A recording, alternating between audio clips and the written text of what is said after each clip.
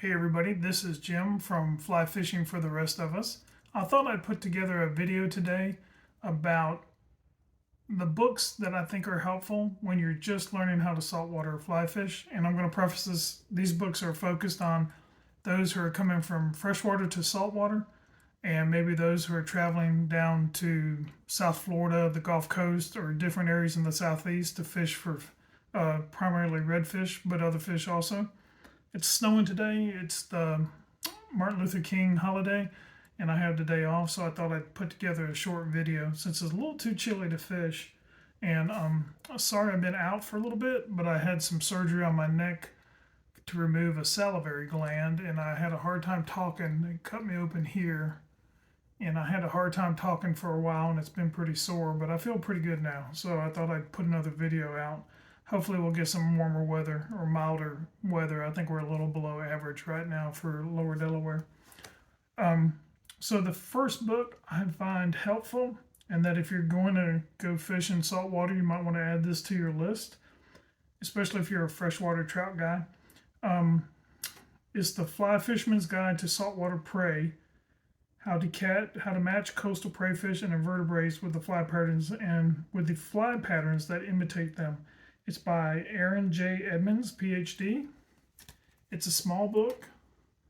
Aaron's a smart guy, thus the PhD. He's part of Bonefish and Tarpon Trust. You'll see it's got pictures of real prey items and then a fly that imitates them, And this book is very helpful. It has a list of all the prey items that can be found. It's not all inclusive of everything, but most of the Bahamas, the east coast of America, and the Gulf of Mexico. It's got a list of prey items broken into different sections.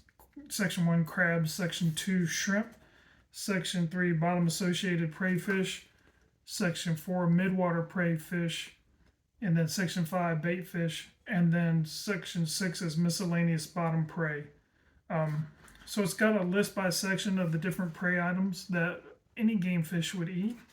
And then when it discusses those prey items, it also gives you flies that can replicate the prey items.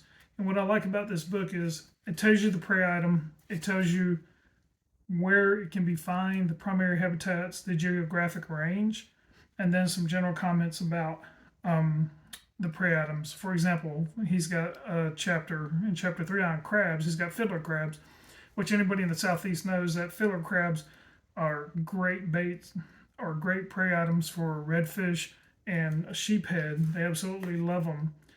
And he's got multiple fiddler crab species. There's a Caribbean fiddler crab, a Burgers fiddler crab, red jointed fiddler crab. I did not know there was that many fiddler crabs, to be honest with you. Growing up in Georgia, we always grabbed fiddler crabs for sheephead in the summer, a lavender fiddler crab. And then it goes into the flies for the fiddler crab.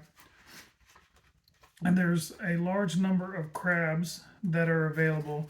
The pictures in there are pretty good. The pictures of the flies are good. It's all color. You can get this probably off of Amazon still. But you see it's got pretty good picture of the flies, pretty good picture of the bait. And then it has step-by-step tying instructions or tying tips and tire comments. It really is a good book. I know it's not the most exciting book because it's talking about the bait, but you've got to be able to fish, the fish eat the bait, and you've got to be able to replicate the bait with your fly. So I think it really is helpful if you've never been around the salt at all, didn't grow up around the salt, that you grab this, especially if you go into the Gulf of Mexico, the Florida Keys, the East Coast, Bahamas. I think it's very helpful. It's got a good killifish, mollies, mosquito fish section, which killifish and mosquito fish and mollies are great baits for baby tarpon along the East Coast. Also over in the Gulf of Mexico, you'll see mosquito fish. Killifish are a great bait for redfish all up and down the eastern seaboard where the redfish range, and also in the Gulf of Mexico. The mummy chug. I've seen the Gulf killifish, the marsh killifish, and the mummichug, Mummichug, mummichug. Those are the killifish that I've seen the most of, and I tie my flies to imitate those. So that's the first book. It just gets you started on what type of prey, what type of locations, what kind of habitat they're in, what kind of fish eat them, some suggested patterns to imitate those fish. They're not all inclusive. There's a lot more patterns. That's what's shown in this book. But it's interesting. I did a video on the flies I take everywhere.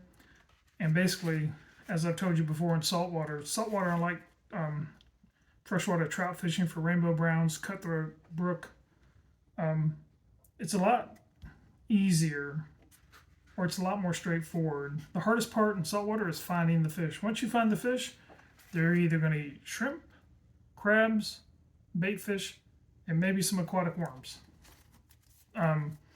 Or sometimes they eat sea urchins, sometimes they eat horseshoe crabs, sometimes they eat clams, depending on the species of fish. But if you have a shrimp imitation, a crab imitation, and a bait fish imitation, you can catch fish.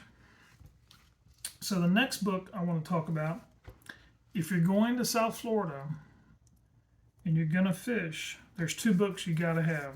And I say this because as I look at snow here in lower Delaware, I'm thinking, man, I'd like to be down in South Florida right now.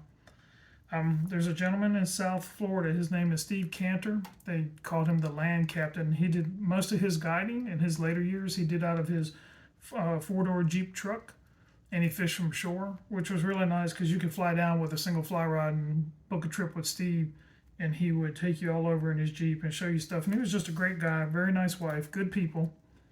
And he's the ultimate. His first book I want to go over is The Ultimate Guide to Fishing South Florida on Foot, which is important if you're flying down there and you're not taking an inflatable paddleboard or inflatable kayak.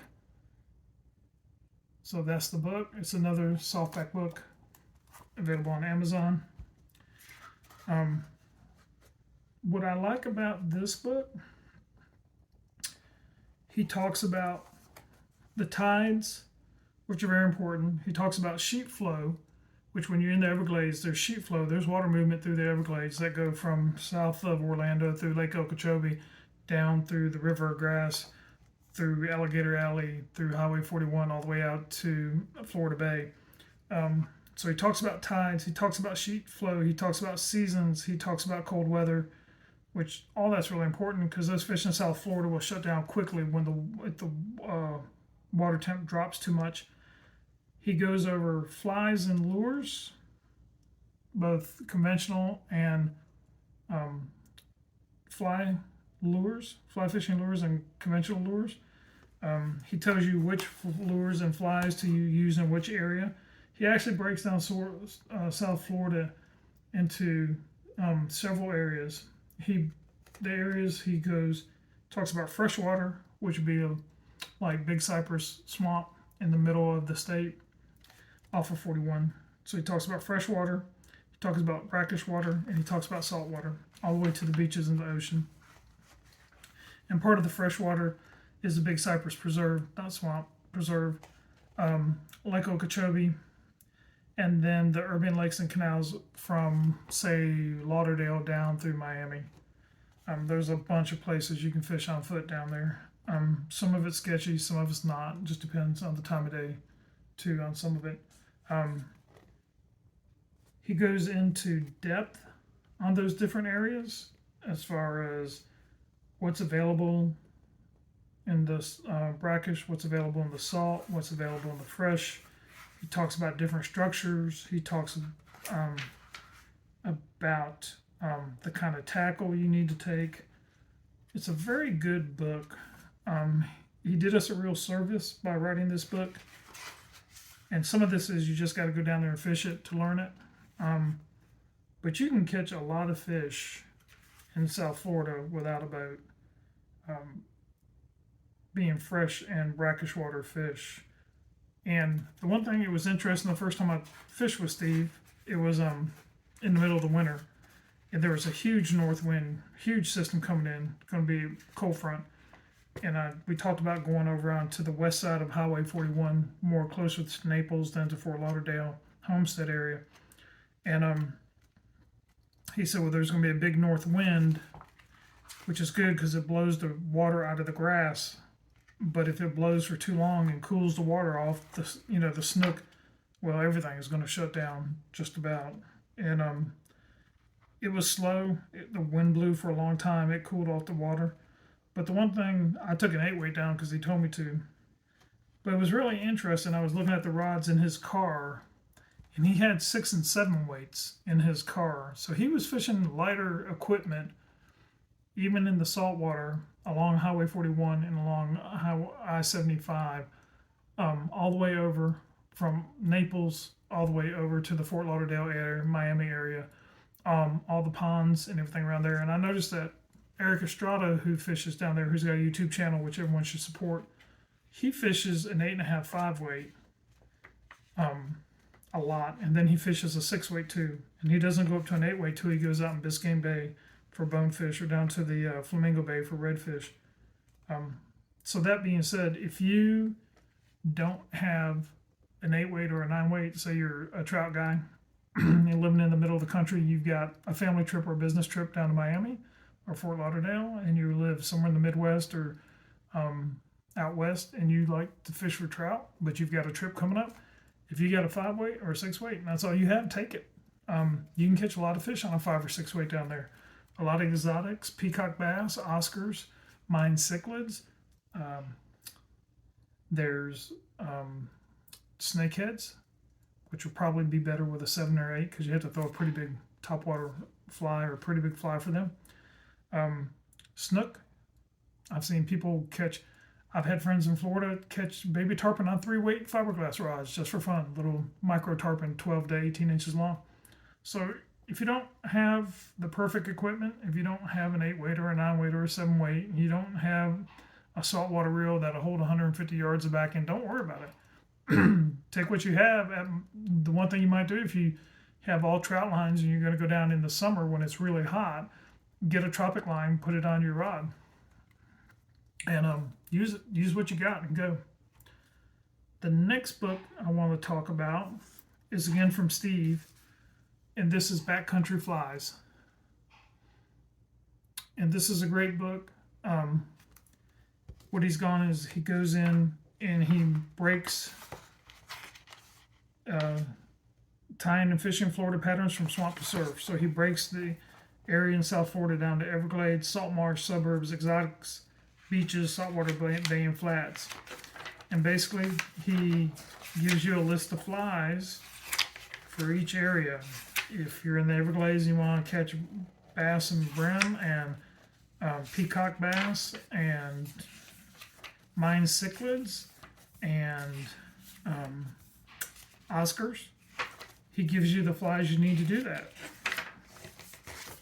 Nothing special, popping bugs. Personally, I've gone down there and caught Oscars on woolly boogers. If you got some olive woolly boogers, size 8, size 10, if you tie some up, olive woolly boogers work. There's some specific flies for the Everglades that work. Clousers work. Clousers, deceivers work on peacock bass and largemouth bass. Topwater always works. There's a bunch of flies you can use. But Steve goes into some pretty good details. Bob's Banger, guard-size gurgler. You guys in the Northeast striper fishing, you got some bangers or some gurglers, they'll work. I'm just going through his book now and some of the flies he's recommended. Hair bugs, largemouth bass hair bugs, nothing fancy there.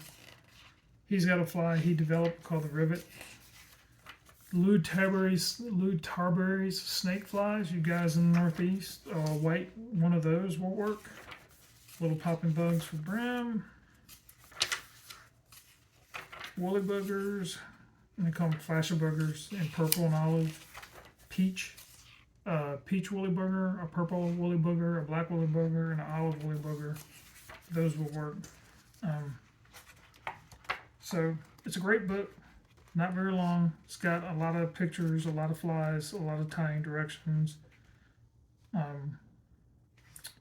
So yeah, if you're going to South Florida, that's another one.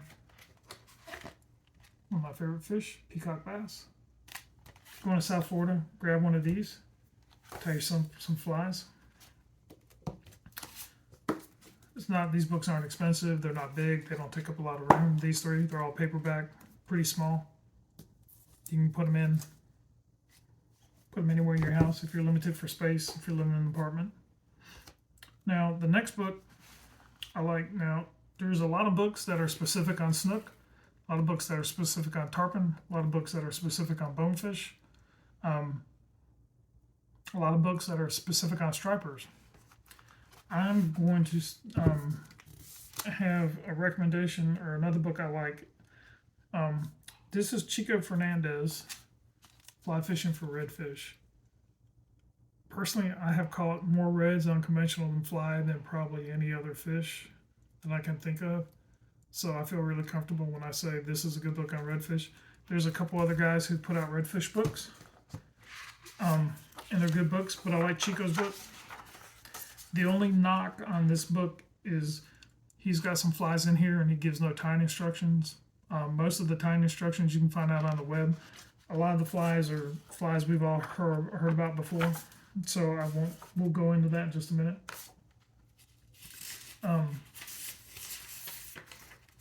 But on his book, Chico's book, he goes into the redfish habit, redfish life cycle, how tides influence the redfish feeding, what foods they eat, tackle and equipment.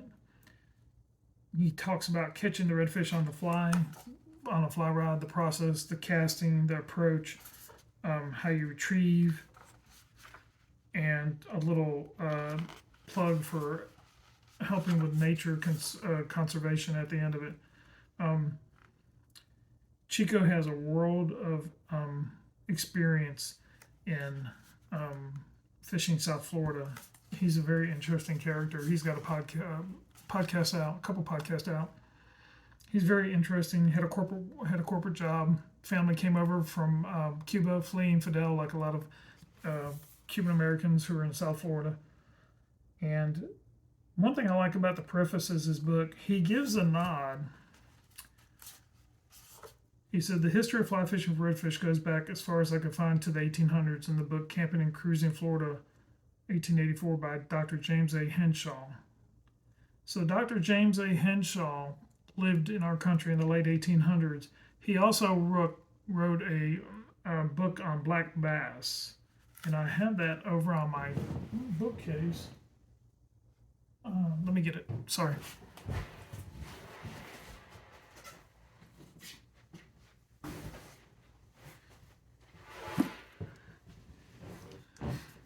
Yeah. Here it is. Book of the Black Bass.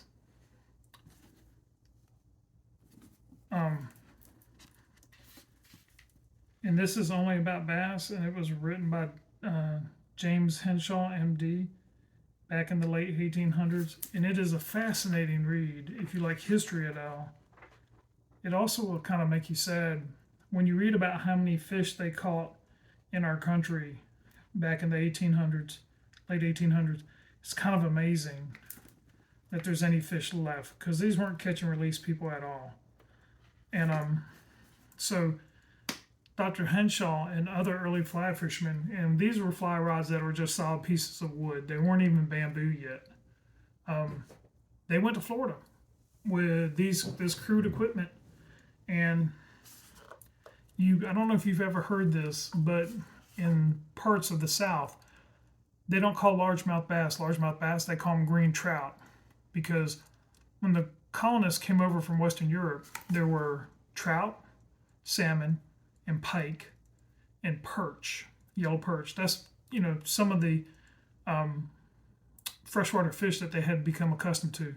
A lot of the trout stream was private. Everyone's heard about the chalk streams in England that are private. So a lot of the fish that we have in our country, they didn't have over there. Now, they brought some fish with them. Brown trout came from Europe, carp came from Europe. But when they first caught bass, they just called them green trout because they thought they were trout. Because back then they weren't big lakes that were man-made. They were fishing in creeks and rivers, and they were catching these fish in moving water, and they thought they were trout. So I say that because there's a picture, and I guess I'm kind of old school. I'm a history buff in a way. He put a picture, Chico, right in his Ford. This is going to be horrible. Of a fly they used back in the late 1800s for different saltwater fish in Florida: redfish, sea trout, jacks, ladyfish. It's called the cracker.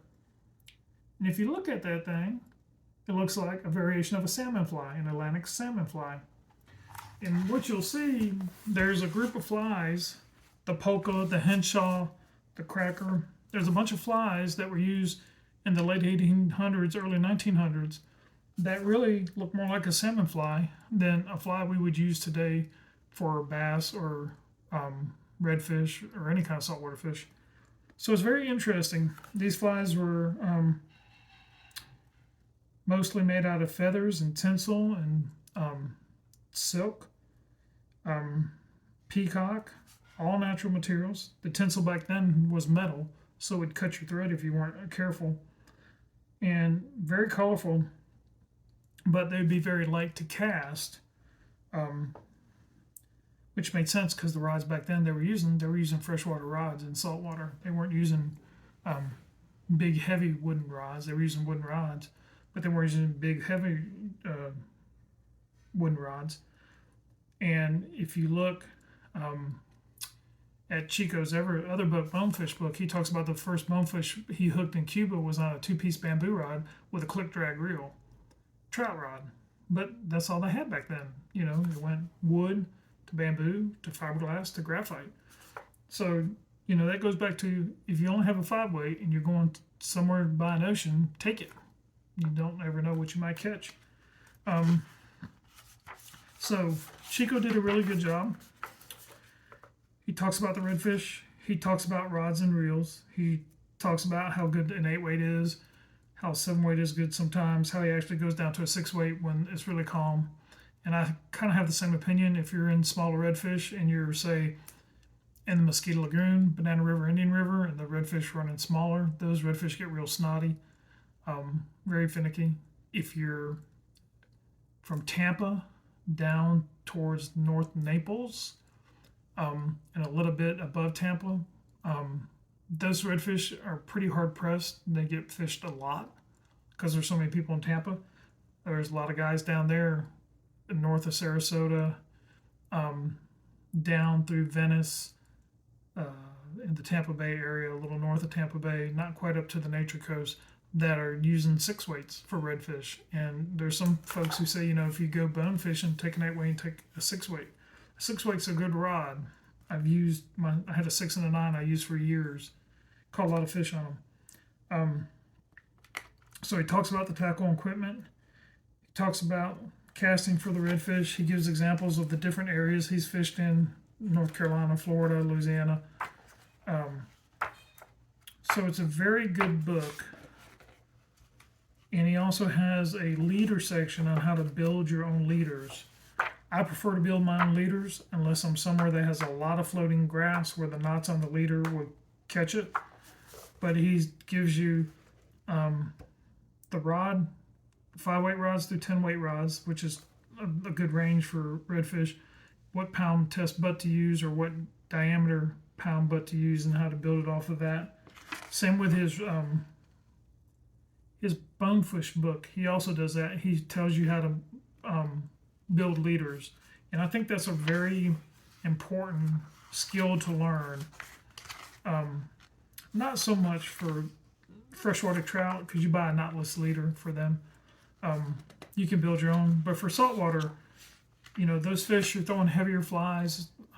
Flip Pallet and Brian Fleshing from Mad River Outfitters calls it contact fishing, because the fly has significant weight to it, and you keep your line tight to the fly. Like when you're nymphing for trout, you'll get a good drift. Or dry fly fishing, you want to have a drag-free drift and dry fly fishing, so you might have some slack in your line. And for dry fly fishing, there's cast where you put slack in your line during the cast. Stack cast, reach cast. When you're fishing streamers for trout, you've got a tighter line, and you're fishing usually the streamer downstream. But for saltwater fish and warm water fish like panfish and bass and muskie and pike and carp, you usually keep your line tight to the fly so you can feel the take. And so they have that, they call it contact fishing. So you never put slack in the line like you would a dry fly. So he's got how to build leaders. It's really a good book. I wish the flies that he showed, he would have put some tying directions in, and he did on his podcast talk about it, but he said the book would have gotten too long, longer than what he wanted if he had put the step-by-step directions in for tying the flies. And that most of these flies you can pull off the internet anyways. There is, as far as tying directions, there is a fly that he's come up with, he calls it a marabou madness.